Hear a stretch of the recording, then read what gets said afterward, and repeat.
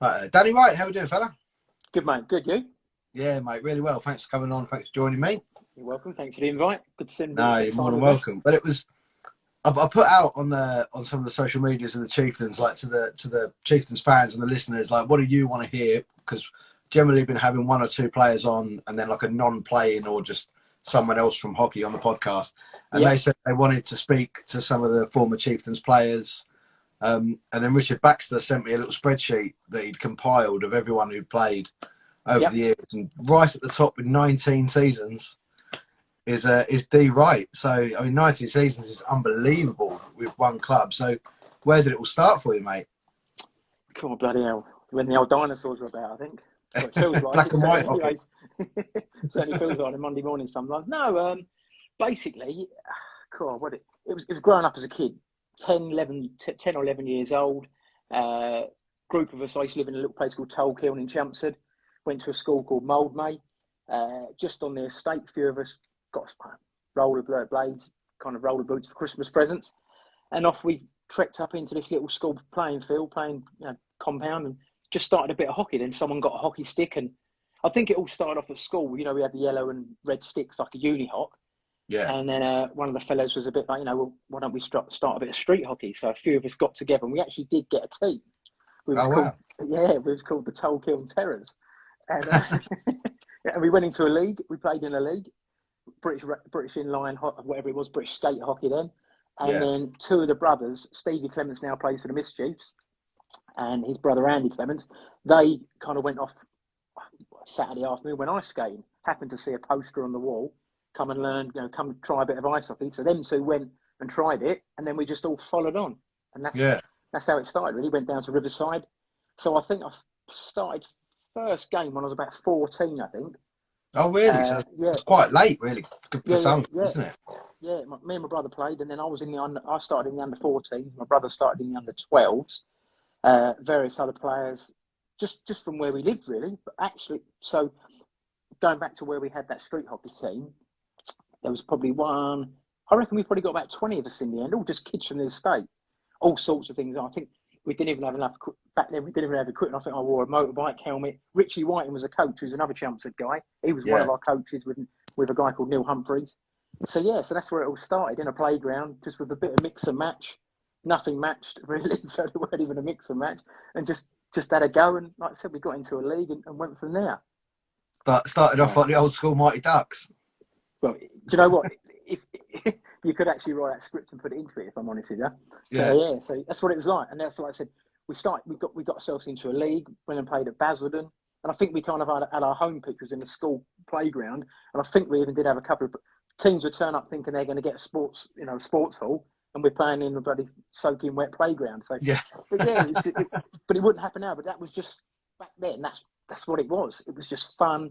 We went out there, we played, got a few scrapes and bruises, lost a few teeth, but we just had fun, and that's what led on to the ice hockey, really. Yeah, the inline hockey is quite a big deal these days. Actually, as the leagues are quite good. It's not got the following that the ice hockey has, but Yeah. there's a few lads still playing ice hockey now that are sort of British level Yes. with roller hockey. I think TJ Anderson at Romford and Malik Martelli, Yes. they both play for Britain. So that's I still have a go every now and then. Obviously, a bit like with the Chieftains now. Like I played a few charity tournaments and a few games, and played a bit of puck hockey last year. But yeah, it's one of those things. And we'll probably talk about it later and probably a bit more depth. But it's just one of those sports that you just can't let go. no. I'm not just for a player, but I'm assuming for a supporter fan, travelling fan, home away fan. It's exactly the same. It's just it's a unique following, isn't it? It's a sport that grabs you. Yeah, So, well, I mean, one of the other podcasts that I listened to, the British ones, was sort of saying, is it still a family sport? Especially that they cover the elite league, so it's a sort of yes. slightly different level, but it's only really a different level because of the import rule for me. I think it's the Yep. same passion with the fans, and I think, as you say, it is that sort of sport that grabs you because it is a family friendly sport. But if you read what the sport is, it's not a family friendly sport. No, it's not. But it attracts the families and it keeps the families coming. I mean, it's me and my daughter that come, and she Yeah, absolutely loves it. I think that's, and I've got a lot of mates that I've invited along. They, you kind of you read what it is, don't you? Ice hockey, fights, you knock someone against the side, something happens, blood, because you've seen it on TV. Yeah. Now, you can invite friends along and sod's law, you'll play against something and nothing will happen. And they'll be like, I'm coming back again. And then you come to one game and all hell breaks loose and this and that, and it's like, Christ. And that's what grabs you, because that is what the sport is all about. And that's what you're led to believe it is, you know? Yeah. I think was it might be now 10-11. There was a 30-man brawl at home to Cardiff on the Riverside. Yeah, home to Cardiff, yeah. That's quite viral on YouTube, that one. That is. That's got a few followers, I think. Yeah, a few. Yeah. So you most of your career was at Chelmsford. You had a couple of little I mean, I'm using elite prospects, which I know is not the most reliable source. That's pretty accurate. Yeah. Yeah, so a couple of spells with Romford. Yeah. But it's not listed on there. Did you get any international calls? No. As a junior and as a senior, I never played for one South East team, one England team, one GB team. I played GB roller hockey. That was just a brief spell. But yeah, international wise, when I was growing up, it was a little. I started quite late, but I don't know. It was a funny sport, unless politics is in every environment. Unless you had a parent that was willing to help or do something. Sometimes, don't get me wrong, there was a lot of skill involved, and a lot of players did get in. But like I said, when I went through the junior ranks, 14s, 16s, 19s. Got into the senior team at a good age, 16, played a lot of games. Never ever got, I went to loads of trials, but never ever got past that kind of next stage. Or you've got in where all my friends around me, the guys I started playing roller hockey with, in street hockey in the school park, they all played. They got in teams. You know, it's just, it just never fell on my feet, really. Just, like I said, I went to the trials, but just never got past those stages, really. Do you think it could be a bit cliquey? Back in the day, it probably was a little bit. I think if you, like I said, there were certain skill elements that did get you in, and there will be. But then there were certain other players that I'd go to trials, and I knew I was ahead of these players, or I should have had a place in the next trial before them. But I used to then get my letter, I know you've not made it, and then I'd speak to one of them. I said, the Clemens brothers I played with, they would go and they'd say to me, oh, vice versa. Then I'd be like, well, I'm pretty confident I'm a better player than that. So yeah, it was certain. Like I said, skill level did get a certain percentage of players there, but I think a certain other element of players or certain players from all the way across the league probably got there because of they might have had a brother in the league above, so someone wanted to get in that team, or they might have had a parent that helped out. So it was a little bit clicky at some points, but I'm going to go here. This is massively off topic and not something we've moved down. I mean, if you go winter sports in general, and you go late 80s with the Eddie the Eagle thing, and is winter sports in Britain elitist and cliquey? Agree. Yes. So it depends where you went to school, where you grew up, and as you say, who your contacts are. Hugely, yes. Yeah, hugely. Like I said, there was probably 4 or 5 players in each age group, each team, whether it was South East England, Southern England, whatever it might be, that I knew in my head that I was ahead of those players, but you just never got the call. And it probably is still today. I don't know, because I'm not involved in any juniors or where I used to help out in a lot of coaching.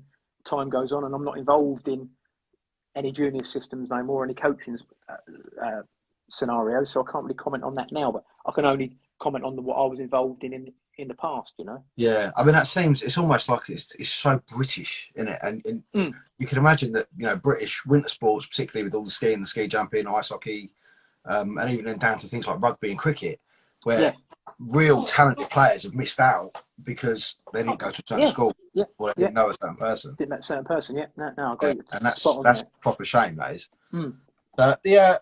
Your nickname, I always say this word wrong. My missus she says you're not American. You say the mayor or the mayor. Where's that come from? So that was a couple of different scenarios. There's a guy that I used to play along with, Mike Timms. He kind of kicked it off a little bit. He lives in America now, but he kind of kicked it off, and just a bit of a nickname really. Johnny Cotton, a good lad. He kind of kicked it off, but it all kind of sealed was when I played my 500th game at Chelmsford. Just happened to fall on that game, and the mayor came to the game, and I got given a bit of a plaque and a bit of a ceremony. And as he presented to me, he said to me, "I understand you're the mayor." And I said, "Well, you're wearing the chain. You best give me the chain." He said, "Oh no, I can't remove the chain." But yes, it's just been. I think it's just been an ongoing. It's been a bit of an ongoing nickname, really, where you kind of play at a club for so long, and you're there, and yeah, people just like all walks of life. You get a nickname. There's probably a few I've got which you can't repeat. There's others and bits and bobs, but yeah, that's one that's stuck through the hockey, and it's kind of goes wherever you go, really. And people, everyone kind of calls me it, really. Yeah, you don't find many sort of players in ice hockey that actually have a nickname. It's quite an accolade, I suppose, to be a player with a nickname. A lot of players genuinely nicknames in hockey are surnames. Smithy, Jolesy, Hammy, Cam and Grant first names. A lot of surnames these days are nicknames, and they're just shortened, abbreviated. Sometimes you might get someone who's a bit of a goon, but yeah, a lot of nicknames are genuinely their names. Yeah, I mean, yours ain't really a nickname. Yours is a title. Yeah, exactly. and similar to a player that we've had on the podcast recently, the Sheriff, Sean McMorrow, who I believe you've got a bit of a connection to. Yeah, just obviously known through Cole Jones. When we played at Chelmsford, the import guy that came over, 14, 15. They grew up in Toronto together. They do hockey schools. Very good pals, really good pals. And he kind of came over and was like, "Oh, this guy's Sheriff," and everyone's a bit like, typical Canadian comes over with hundreds of stories and no one believes him. Yeah, right, mate. Yeah, Wayne Gretzky. You know Ovechkin. And he actually, be honest with you, bloody does. He knows them all. So, like I said earlier, I had the privilege of going over to Canada, to Toronto, to see him, and we're leading up to a lot of the holiday, and he's saying, "Yeah, I know this player. Yeah, I know this player." I'm thinking, "Yeah, great." When we get there, all of a sudden these players will disappear. You won't know who they are. And he pulled it off. Like I said, we went to Toronto against Washington. We got in for morning skate. We, met David Clarkson from Toronto, the Toronto boys. Kessel. We went to an outside skate. Then on the day, I met Ovechkin, had a photo of Ovechkin. So yeah, it was a pretty well. He got a few brownie points for that one. Yeah, he certainly is. He's a cracking guy. I really enjoyed talking to him. Yeah. So we saw you briefly return to the Chieftains this year. Was that just as injury cover? I'd like to say yeah, but it's always obviously I stay very closely with the club. Ever since I played my last game in 2018, whoever's been coaching, I've always been on the phone, always helped them out, assisted, a bit of advice if I can. And the players, I played with a lot of those. There's a lot of new players in the team this season, but leading up to that, I've always stayed in contact and always having conversations with the players. How did you get on? Oh, could you have done this? I just don't know. I just think where you're involved in a club for such a long time, just because you stop playing, retire, depart, whatever it might be, it's still in me, Yeah. I still see the results. I think, oh, they bloody lost, or, pleased when they've won. And yeah, it stays in you. And obviously I speak to Cam and Grant, a fair amount, outside of sport, various other bits and bobs. And they'd lost at that weekend. And I spoke to Grant on the phone and said, "Look, what are you guys missing? What do you think you go forward?" He said, "We're just missing that kind of leader, that senior leadership." And you're always, I've always said, even though you retire at something or you stop playing, could you carry on? Could you do it again? And that's always stayed in my mind. I've always bopped down to training, and my kit's left at the rink. So whenever I'm in the area or they train on a Tuesday and Thursday, I'm always pop down, have a skate. So I just said to him, "Look, I've got nothing on for the next few weekends. If you need a body, and that was when Dan Callum was injured. A few of the forwards were injured. They were rotating. Cam was having to play in D. So I said, "Look, if you need an old boy, I'll come and give you a hand." Didn't even expect to play, just to be there as a bit of a, come on lads, a bit of team morale, give them a bit of a boost. And went down, trained on the Tuesday and the Thursday. And then obviously Mark was coach then, had a chat with Mark, and he's like, come along the weekend. So yeah, no problem. Turned up Saturday, typical warm-up, pre-game, everyone's there because part of the team. So, I'll do what everyone does. And 28's right up on the board. I'm thinking, hold on a minute, I've only been on the ice twice this week. And that was it. He said, "You ready to play?" And I said, "Mate, I'll give it a go." Yeah. And I'm glad I did. And like I said, even now, spoke to Grant yesterday. I'm always about, and if I can help the team in any way, shape or form, then I will do, you know. And I'd like, you know, now they're back to 7D, so they you know, they've got what they need. But I trained last week, I'll train this week, you know, so I'll still train, and if they need me, I'm there, you know. Yeah, I mean, it was a real shame to lose Lids from that D line Yes, as well. 100%. Yeah, definitely. Yeah, I mean, Yeah, his definitely. experience was just, I mean, similar to yours. It's invaluable having that much experience, and he's, you know, having played all over the world as well. It was great to have him in there. But you can't blame him, can you, for accepting that step up at this stage of his career? No, and that's the same. I think where I was, I always thought, could I play again? Could I? You know, I've been down watching a few games, thinking I could. It's different when you're out there. You know, you sit at the sideline, and you watch these games, and you think they're easy, but once you actually get involved in them, they're not. You know, and someone for Lids, I think at his age and where he's been in his life, of his career, it's fantastic. Some of the, you know, where he's played, what he's done, what he's achieved, his games. He's still at his age. You know, and I think to get that opportunity to play at the next level again, I think whatever you do in life, you should always do it to the best of what you possibly can, you know? Because if you don't, he could have said, no, I'll stay at Chelmsford. Then he's always thinking, next season's another year older. Could I, if I should have? Yeah, huge loss to Chelmsford. But I think from a personal point of view, he's always got to play at the highest level as he possibly can. They went and beat Milton Keynes Lightning this week, so he's not doing too bad. No, and they had quite a sort of a tragic accident, didn't they? One of their players, he broke his spine on the ice. Yes, yeah.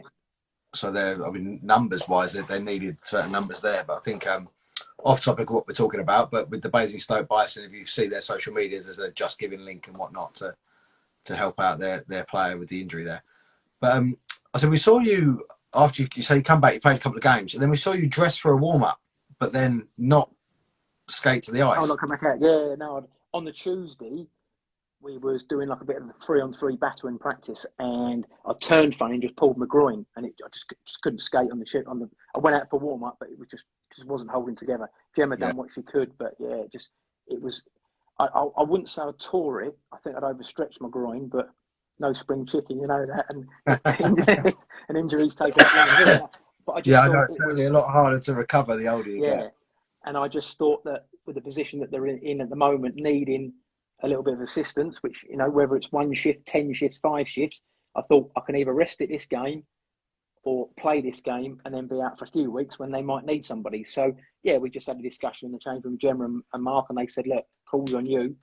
And it's like anything. I want to be out there helping the lads, but it just wasn't what, couldn't step past that next phase, really. So, yeah, I just strapped it up, iced it, sat on the balcony, really. So, I love it. So you're number 28. Is there a story behind that? Date of birth. Oh, is it? I was always number 23. For some reason, I played number 2 when I first started. Don't know why. I think it was the only shirt left in the bag. So I played number 2 all the way through to under 19s, I think it was. And then we had a selection of shirts made. We had a new sponsor, and for some reason, I don't know why, but they just got random shirts, and that was my shirt, 23. So I always played 23. Going back to earlier when you said you went to Romford for a year, in 2008, I think it was, first year Dell took over. Yeah. Chelmsford, obviously, various situations, Chelmsford dropped down a league, and again, I had the opportunity to stay at that level. So, which I chose to stay at that level. And I went to Romford. Obviously, Chelmsford signed an import, Jerry Pavlis, and he played 23. So obviously, it's not my number now. I'm not the club, so he took 23. Yeah. And Dean Burrell was a coach at that time. I was at Romford halfway through the year. Things weren't going great. Romford had changed coach. A few players got moved in. Team got moved around a little bit. So I spoke to Dino and said, look, if the opportunity's there, I'd like to come back. But they were winning. They didn't need nobody. They had a strong enough team as it was. So he said, look, I've had a chat with various people, and unfortunately, it's not going to be it's not viable this year. So that was fine. So I stayed at Romford, and then when I came back the following year, obviously 23 was gone because Jerry still had it. So 28's my birthday, and 28 it was. So 28 stuck. So so that's it. Yeah. And obviously, when I came in, I've had to wear 30 because that's a spare shirt. The spare shirt, yeah. Which I think quite a few people have worn 30 this year. There's a bit of a fight for it. But Yeah, it's so funny with the spare shirts when they come out. I mean, the sort of where I sit, opposite the Zamboni entrance on the front there, everyone's all saying, "Who's that in 30 or 20 or 50? Like, who is that?" So 20. That's the story of 28, really. 28 kind of stayed with me through it. Yeah, and the only shirt you had of this season made like that was one of the charity jerseys. So you wouldn't have got to keep that either. No, that was successfully bought, which was good. Went for great cause. So yeah, and that probably spurred me on more than get back playing again. Because obviously, when I heard the game was up, I messaged Grant straight away and said, "Look, if there's an opportunity to play, put my name down." And he run back and said, "Yeah, no problem. You're in." Obviously, I just assumed it was going to be a Chieftains game versus a bit of a mixture, but I didn't realise it was a great day. We had junior kids out there, we had some of the dads, and a lot of old faces. Stevie Clements, who plays for Mischief, Sean Wallace, who I played. Well, not so much I played juniors with him, but because he was at Romford, then he came back and we played under 19s together. He's now playing for the Warriors a few games, I think. So he was playing, and it was probably the best thing to do, but the worst thing, because it was the best thing to go and get back out on there again, but it's the worst thing because it gave me the bug, and that's when I thought I knew I could get back out there again. Yeah, so, that was was it August, wasn't it? I think that yes. that game. I did come up for that. It was the first time I come into the rink wearing shorts and instantly regretted it. So that was that, and then I know you can't compare what that was, but I just thought I was out on the ice having a half decent skate. Once we had our line versus one of the Chieftains line, the tempo picked up a little bit, and then it just kind of gave me the bug. It gave me that bug, really. So yeah. And then we saw you with the I don't think you actually dressed for it, the Chieftains charity game in December against Milton Keynes, which I think was actually the last time I saw you. We spoke on the ice after the game. Yes, that was last time. Then obviously Burnett's back and all the boys were back then. Yes, yeah. So you had your own jersey made for that was sold. I ended up with Lucas. I've got it just here in a frame. Won that on the raffle, but it's absolutely enormous. You want to keep that? That'd be worth a few quid in a few years. That kid's going place. He signed it as well, so it's. Was he good? Yeah. I love watching him play. Honestly, I can't think. I watch a fair bit of other hockey in the National League, a little bit of a league. Yeah. There is not a 17-year-old netminder in this country as good as him. No, he's come on leaps. He's come on leaps and bounds. Yeah, like I said, he's had opportunities where he's been on the ice a lot, which is great for him, and he's obviously stepped into the role of joint number one or number one goal contender, I would say, at his age. Yeah, I just think he's got the right attitude. He's down there. He's working with the kids. Even he's still a teenager himself. He's putting it back into the game, and then he goes and plays an under-19s game lunchtime, and then steps in goal for the Chieftains in the evening, like walk in the park. Yeah. And he's doing really well. Fantastic, doing really well for the team, and he's brought into the team as a junior guy in the senior system, and the senior guys in the team have took well to him, and he's come on leaps and bounds. Yeah, really so it's quite a football phrase. He's one of our own. He literally has come right through, from through the ranks to the position he's in now. Next week I'm going to be on 3-on-3 podcast next week, which is about the Elite League. Yes. Because they want to ask me about National League and National League One players and who could possibly make that step up. And I don't want to pimp them out and see him go anywhere. But no, Chieftains fans should just enjoy while we've got him, because it's fantastic. That kid is going places. Yeah, it's fantastic talent. He is, and people say to me, "You must be nutty being a defender. You must be even more cranky being a goalie." Do you know what I mean? Like, it's just why would you want to be a goalie? No, the first question I asked him when he was one of my first guests on the podcast, I think it was episode 4, and the first question I said to him was, "If men are from Mars and women are from Venus, where are netminders from?" Oh, they're just a special breed. Do you know what I mean? Yeah. It's like, and it's such a hard place to be. If you're a forward, you've got 10, 12 of them in a team, so you've got a rough chance. Defense, then you've only got 6 or 7 in the team. But when you're a goalie fighting for a place with another goalie, and goalies don't come along often, it's such a fine. You have a bad game, you back up, or you might have 2 goalies competing, Petter and Luca. So one of them has a bad game, the other one goes in as a shutout or a great game the following game. He then carries on his trait. So there's only two of you, so you're all, I wouldn't say you lose a friendship because that's not like it in sport, but it's a fine line between carrying on your career and not, because there's not many of you. Yeah. You know, and it's crazy. And people, young kids that want to be a goal and go all the way through and get to seniors, and they're not just scraping it again and just don't get selected. Where I think if you're an outfield player, if your opportunities and your chances of getting selected are a lot greater than being a goalie. But you put your mind to it, and like I said, you can do anything. But yeah, you've got to be a bit cranky to be a goalie, I think. Yeah. I think the relationship between him and Petter is actually quite good. The relationship between Luca and Sonny was amazing. Yeah, it was. Yeah, they've all bedded in well. You know, the relationship between both parties, and we all know where Sonny stands. Fantastic guy. You'd have him on any team. Unbelievable character. Wears his heart on his sleeve. He'll be there for anybody. Fantastic in the net. Minute he gets in the rink, professional.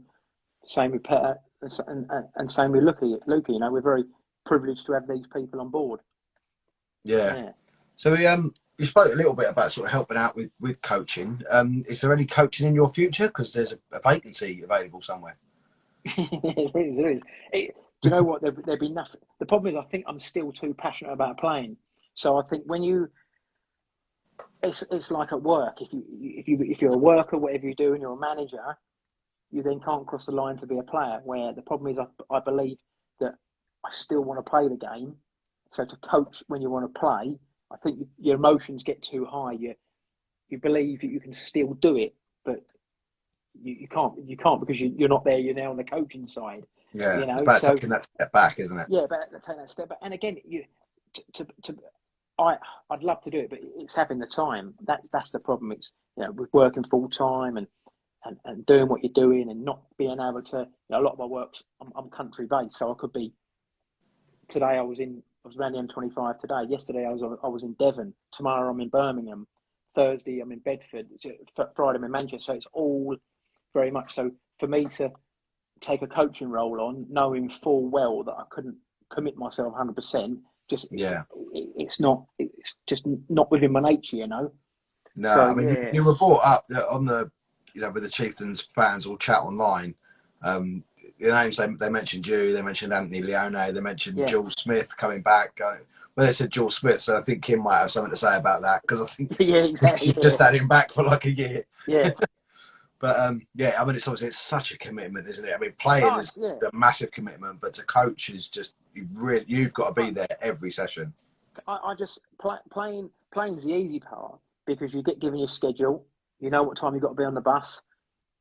You know, Chelmsford have got a great guy there, goes down the rink, sorts a van out, packs the equipment. As a player, you assist what you're doing. You turn up, you get on the bus, you get off the bus, you go in the rink, you play your game, you get back on the bus, you go home. Where coaching staff, you're preparing all that day. The team you're playing against, your team talks. You get into the rink, you're organising this, you're organising that. You're speaking to the management. You've got to go and see the players. You need to go and see the referee. The game finishes. You've got to do your team talk. Everyone gets changed, has a beer, and goes home. You're then doing an interview. You're beating yourself up in the car because what you've said or what you've done is the wrong thing. You've made the wrong choice. And then Monday night comes. You're planning for your Tuesday practice. You try. You get there again on the Tuesday. You're sorting this out. You're sorting that out. You're leaving. You're packing all the gear away.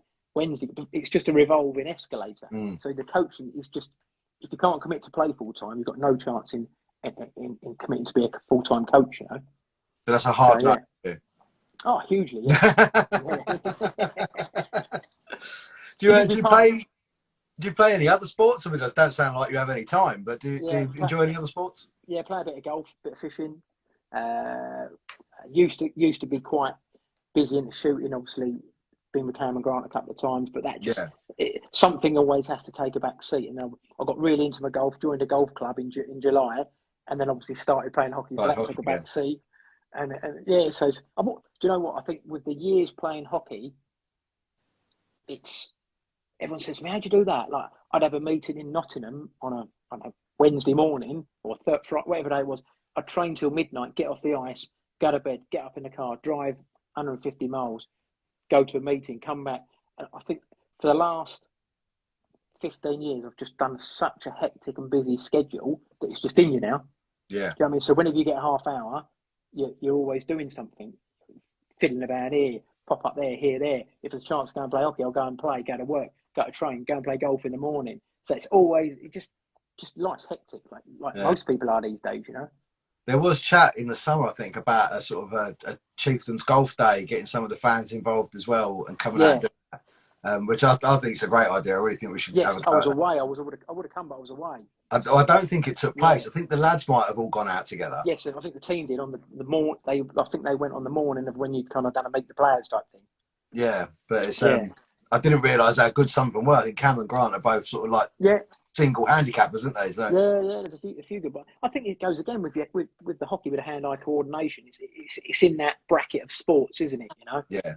So and Happy Gilmore can't have been that wrong, could it? Really? No.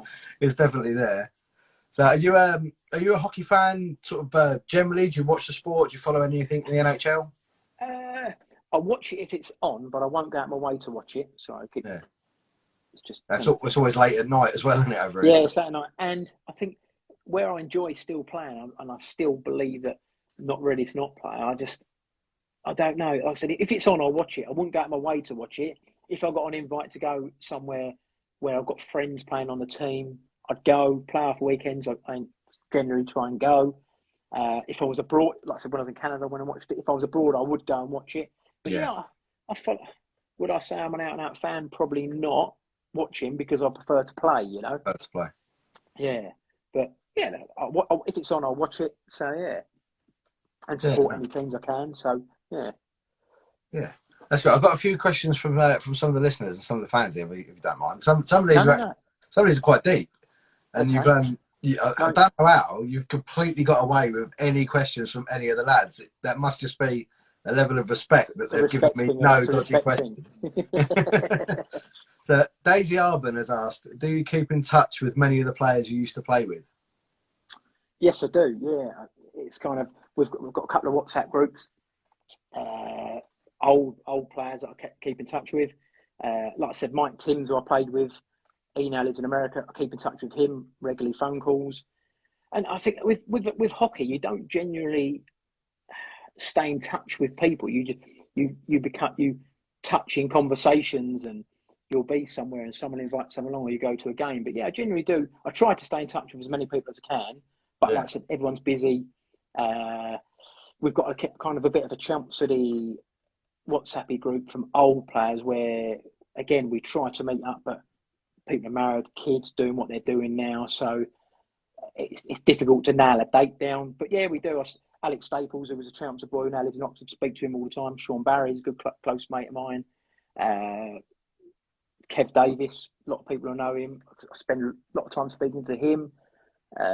Joe, good buddy, was with Joe, still speak to him. And just genuinely, just people are around, really. And like I said, try and keep in touch with as many people as I can. We've playing the sport for so long, there's such a variety of good buddies you keep in touch with, and everyone's good to have a conversation. And you find that you don't speak to people for maybe 2 or 3 years, and then you then just finish off with a conversation that happened 10 years ago. You know? Yeah, it's that sort of sport, I think, with people that play it and people that follow it as well. I mean, I think it was a couple of weeks ago, we left the rink on a Sunday, and I started speaking to one of the rec players who I've maybe spoken to once or twice. Yeah. And my daughter, when we left, she said to me, "How long have you known him?" I said, "I think I've met him maybe twice." She said, "I honestly thought you two had known each other for your whole life." And I said, "I think that's just the way that people enjoy the sport and talk to each other. It's just so friendly." That's like Ross Clark. He works for a scaffolding company in Peterborough. Yeah. And he works with a guy called John Cotton, the Cotton brothers were the next best thing in Britain. And they both played at Chelmsford. So obviously I played at Chelmsford with John Cotton, and he was a big thing for the mayor. And I haven't spoke to Johnny for probably, might be 10 years. Yeah. And he just happened to say to Ross a couple of weeks ago, "Oh, would I know anybody?" And Ross said, "Well, this is old boy playing like Danny Wright," straight away. And he's working with Ross. So obviously me and Ross have had a lot of banter, old stories, exchanged a few photos and genuine. And again, like I said, I haven't seen Johnny, like I said, for 10 years. And we're having conversations on text like yesterday, just old stories and what you get up to and how the game has changed and what you get away with and what you can't now. And Yeah, so I do, yeah. So on that one, I do try to stay in touch with as many people as I can. Lovely. So, I think I've got another one here from Sophie Ashford, who I think is actually Daisy's mum. Do you like blue suede heels? blue suede heels. Yeah, I'm not sure what it was No, behind. I need some more information on that one. I'm afraid that's all I've got. No, yeah, no, I can't. No, I can't comment. I'll have to ask. When I see her, I'll ask her. Scotty Minard has asked, what's the funniest moment as a chieftain? Bloody hell. The funniest moment.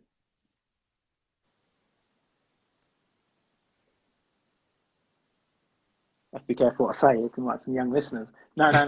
Right. We do try and keep it a little bit clean, but if we tip over the mark, it's not too bad. Funniest moment. I've got to try and cram this into like 20 odd years, haven't I?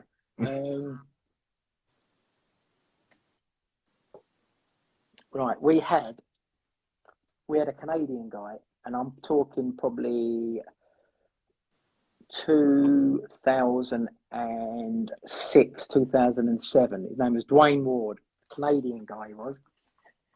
Nicest guy you'd ever meet, and probably the most skillful player I've ever played on the team with. Just unbelievable. But to look at him, you wouldn't even put him in the same category. But he was just unbelievable.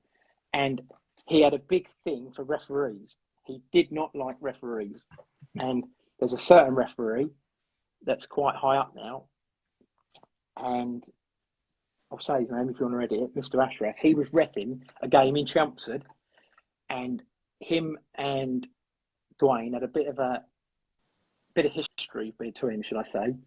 And in this game, they happened to exchange a few words, and Dwayne Moore got chucked out of the game. So he's refusing to leave the ice, but obviously then security got called and took him off. Play goes on like it normally does. So I'm standing with the puck behind the goal scoreboard end. So the scoreboard's behind me. I'm looking down the ice and I'm looking at the balcony. We might have been on a power play. We might have been doing something. So I'm getting ready to break out the zone with his puck from behind the net.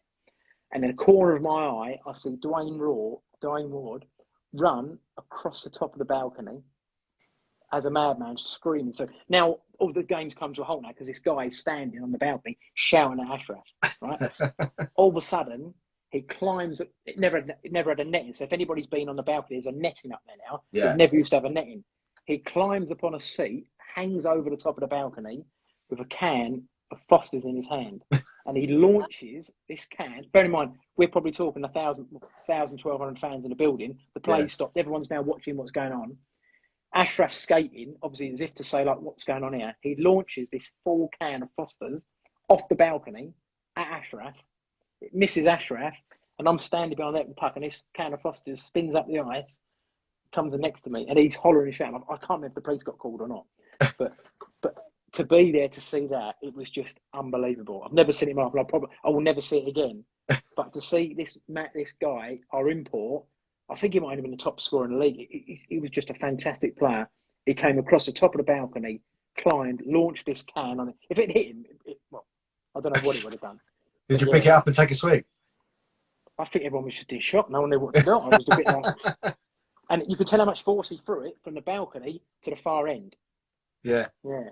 But yeah, that's one that always sticks in my head. But there's numerous. There's all different ones. It's back then when we was in the league above with 3-4 imports, we had a lot of Scottish players. We mainly had Canadians. We used to have team houses.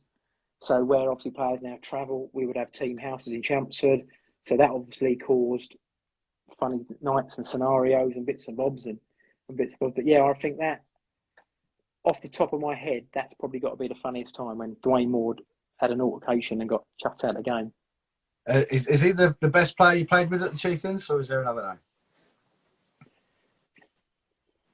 There's been a lot, and I think I've been asked this question quite a few times. Like, you played with him, or you played with him. How good was he? But I think there's different positions, different players. Players bring different things to the table. Not every player plays in every single position. So he was the best player. He was the best import for a forward. But then you had a best D-man, you had a best goalie, you had a best all-rounder, you had a best fighter. So yeah, played with many, many good players, and you players that come over and you think, how is he not playing at a higher level in Canada? How comes he's come to here? But then when you go and watch a standard there, these players are even better. You know, it's like in football, Premier League, Division One, Championship. But some of the players we've had over the year, fantastic draft pick players, the players that played in the NHL many years ago, and players that played at a high level. But yeah, they all bring different attributes to the game to make them that good player. But all round,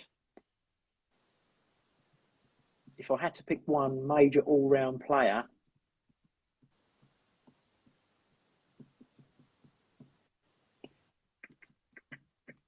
trying to think, I don't know. I don't know. Just special wise, it'd have to be Wardo. But yeah, I don't know. I'd have to, that would take me some while to think, because like I said, all players bring different attributes to the game. You know. Yeah. Right, we've got a few non-hockey based ones here. Cool. Mr. Grizzles has asked, where's your favourite holiday destination?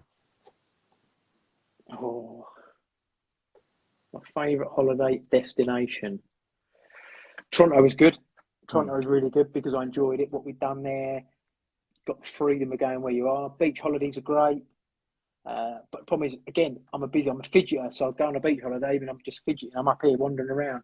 Don't sit still for 5 minutes. But yeah, it's a nice place. America, Cape Verde. Yeah, it's a nice place. Nice place in Spain and Greece. But yeah, Cape Verde is a nice one. There's literally nothing to do. You go there, just chill out for the whole week, however long you go there for. Switch off, stay away from places. Yeah, it's nice. But whereas, again, same as the player situation. Yeah. Different holidays for different situations. Yeah, of course. Yeah. Yeah. So Oliver Bennett, this is a real deep one now. If you could ask one question to an all-knowing being, what would that question be? That's a good question.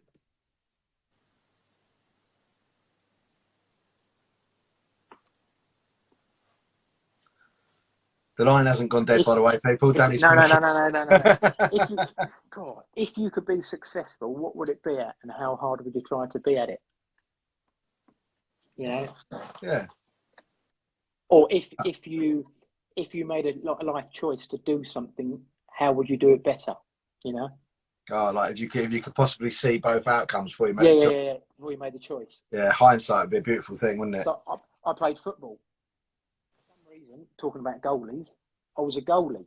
Yeah. In football, I was the shortest player on the team. Do you know what I mean? Why on earth was I a goalie? I've never been bigger than 5'5". You know what I mean? Apart from now, when I was a kid, 5'5", 5'6". I'm playing with guys that are 6 foot, but I was a goalie. It's one of them. Why did I be an outfield player? You know, hockey, smallest guy, I'm a defender. Why did I never want to be a forward? Just never took to being a forward. It's what angle would you take if you'd done that sport, whether it was a sport, hobby, bought something? What angle would you go at? Yeah. Yeah. Sophia Gatland, who's the Chieftains' famous sign girl, she always holds her cardboard signs up. Death row meal, what would it be? Oh. Three courses. 3 courses. Prawn cocktail to start. Little bit of prawn cocktail. Second course, what would that have to be? Oh, what would my middle course be? Bit of surf and turf, I think. Nice good bit of steak, bit of lobster, and then dessert. Sticky toffee and ice cream, I think. Sounds like a good choice to make. Or if they was going to take me for a ride, I'd have to get McFlurry, wouldn't you? A drive-through. And then a couple not questions. Charlie just wants to say that you're her favourite and she loves you. Oh, that's very kind. Thank you very much. Bobby Field says that age is just a number. Danny Wright is the man. Keep it going, fella. He's top man. Played with his dad as well for years. Oh, did you? Yeah. Good on you, Bobby. Lovely. Right, now we've got a little bit of Chiefs briefs. There we go. Oh, yeah. So, yeah, and either or, as quick as you can. Probably know the answer to some of these after these chats, but we'll see how we end up. So you ready to go, mate? I'm ready when you are, mate. All right. Beer or wine? Oh, I hate hangovers. Beer. I'll go beer. Going abroad or staycation? Abroad. Bauer or CCM? CCM. Chinese or Indian? Indian. Goal or a shutout? Shutout. Boxing or MMA? Ooh. MMA. Cam or Grant? Neither, they're both a pain in the arse. Pizza or pasta? Pasta. Black or gold? Oh, what can you get for mixing them together? Really dark gold. Gold. Nice one. Thank you, mate. Well, Danny Wright, thank you so much for joining me on Zero Pucks Given. It's been a real pleasure to speak to you. You're welcome. We really hope that we see you on the ice again for the Chieftains this year. I hope you can, and if I can get down, I will do. But yeah, definitely, mate. And I appreciate everyone the support. Keep you going. Get behind the boys. I know they all love it, and they love enjoying what you're doing. And Yeah. we'll go from there. Excellent, mate. Nice one. Perfect. Top man. Cheers, mate. See you later.